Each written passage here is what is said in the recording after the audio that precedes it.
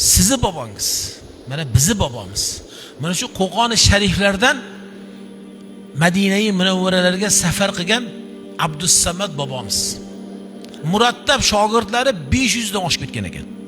Vaqti soatlari kelib 80 dan oshib Baqiyga ko'miladilar va oradan ro'pparasa 3 yil o'tdi.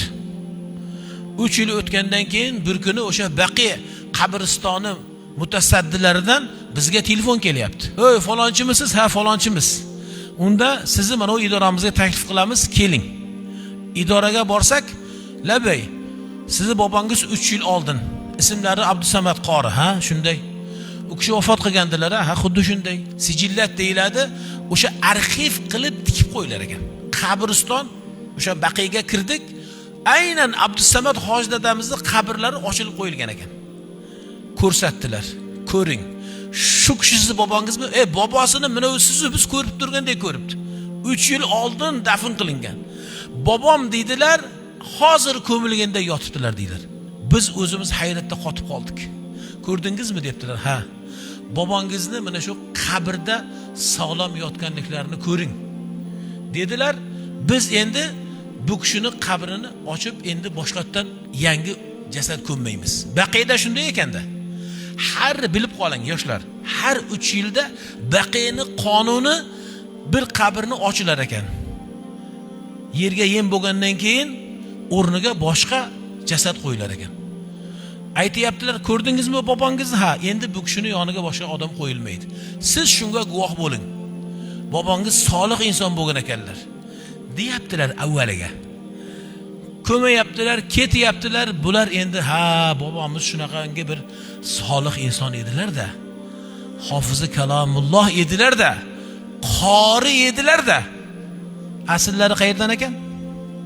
Qo'qondan edi debdilar. Keyin yana dedilar. Yana ro'pparasa 3 yil o'tdi. Necha yil bo'ldi? 6 yil bo'ldi. 6 yil to'lgandan keyin bizga yana telefon kelyapti. Abdusamad hoji dadani avlodi, sulolasi. Endi bu gal jamoatingiz bilan keling debdilar. Bitta ikkitangiz emas, jamoatingiz bilan keling. Kim bor bu kishini sulolasidan? Olib keling. O'g'illar, nabiralar biz bordik dedilar. Bordik, ana o'sha holat 3 yil avval bo'lgan holat endi 6 yil bo'ldi. Ochib bizga ko'rsatyaptilar. Yana 3 yil kelganligi uchun bugun yana ochildilar. Qarang. Shu sizni bobongizmi? Ko'rdik. 3 yil avval qanday ko'rgan bo'lsak, o'sha holatda, shu holatda turibdilar. Biron narsa bo'lmagan. Sochlaridan, soqollaridan bir tuk tushmagan. Xuddi 10 daqiqa avval ko'milgan holatda yotdilar. Endi siz shu joyda bir narsani fahmlang azizlar. Xo'p, badan, jasad u kalomullohni ko'targan. Allohning kalomi singib ketgan jasad ekan. Lekin mana u kafanchi, ana u kafan jonivor deymizmi, nima deymiz? U kafan nimaga chirimaydi?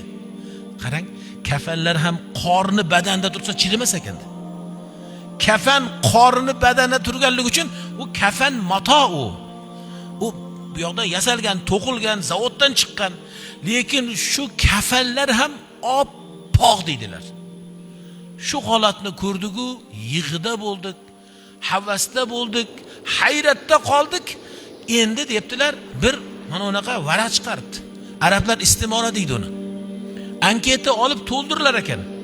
Boshqatdan hoji dadani o'zlarini yana yozilib, tarixlarini yozilib, shahodat millat deydi, tug'ilganlik haqida guvohnomani u yerga qo'yib, bu yoqdan 7 ta kishi yana avlodlardan qo'l qo'yar ekan.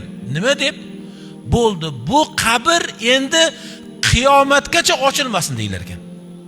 Mana shu holat bizni shu Qo'qonlik bobomiz Abdusamad hazratlarida bo'pti. Endi bu kishi qolgan qabrlar, shunaqa ochilmaydigan qabrlar bor Baqiyada deyaptilar. O'zlari havas bilan aytayaptilar. Nega? Buni bo'lganiga qarang, mana u 2012-yil bo'pti-da. Yaqindagi so'z bu. 50 yil, 100 yil yoki men sizga bir tobiinlarni asrini aytmayapman. Aytib turibmanki, boyagi yigit bilan telefon orqali bir-birimizni ko'rib gaplashdik. Yaqindagi davrda, demak, Abdussamad hoj dadamizni mana shunaqa holatda ko'rib karomatlari zohir bo'ldi. Bu nima edi? Bu azizlar Qur'on edi. U kishi o'g'illariga aytayapman, ya'ni nabiralariga. Aytib bering menga tarixlarini desam, kunutun Qur'on o'qigan, kunutun Qur'on o'rgatgan. Hattoki sizga so'zimni avvalda aytdim, murattab qorilari 500 dan oshib ketgan ekan dedimi? Dunyodan kelar ekanda ular.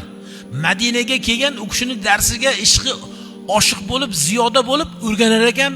Pokistonga ketadi, u yoqdan yana shogird olib keladi, Hindistonga ketadi, olib keladi, Bangladeshga ketib yana olib keladi, arablarning o'zlaridan ham. Va shu sababdan aslida janozalari shunaqa mashhuda deyiladi. Janozalarda shunaqangi odam ko'payib ketgan ekanki, o'sha vaqtida tegishli idoralar, u kishi asli ularda ajnabiy deyiladi. Madinalik yoki saudiyalik emas-ku. Bu odamga bu qadar nega buncha odam keldi deya asli tegishli idoralar savol javob ham o'tkazgan ekan vaqtida.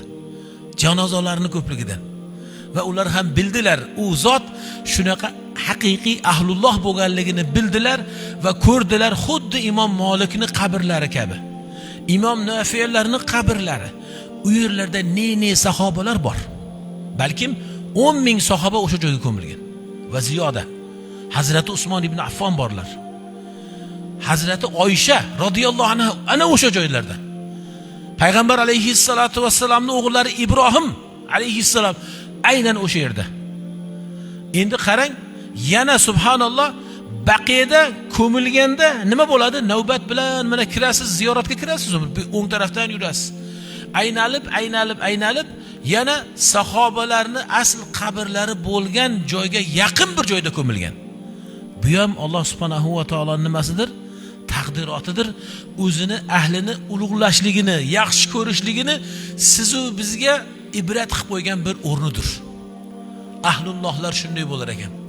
Bugun demak siz avvalda mana otangizni, bobongizni eshitdingiz, Qur'onga yana ham e'tiborli bo'ling, Qur'onga yana ham g'ayratli bo'ling, chunki u qon sizni qoningiz, o'sha qon oqyapti. Biz 4-5 soat o'qisak, siz 1 soat o'qisangiz ham asli sizga Qur'on yo'qadi. Asl muhabbat sizdadir. Bugun chiqsin mana shu Qo'qondagi qorlar olamni to'ldirsin. Abdussamad hoj dadamiz kabi butun dunyoga nima qilsin? Ibrat bo'lsin.